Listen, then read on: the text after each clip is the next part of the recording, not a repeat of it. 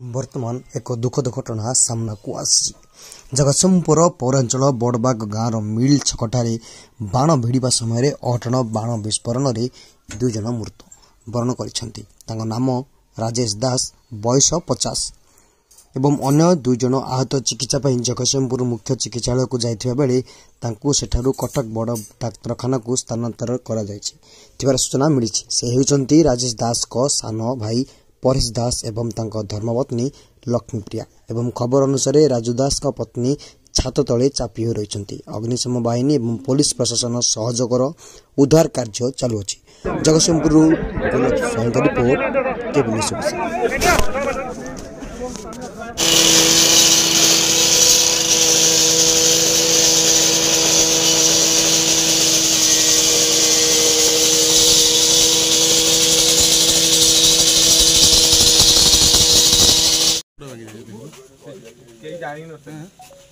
दुकान बंद कर फोन कला तुरंत पहुंच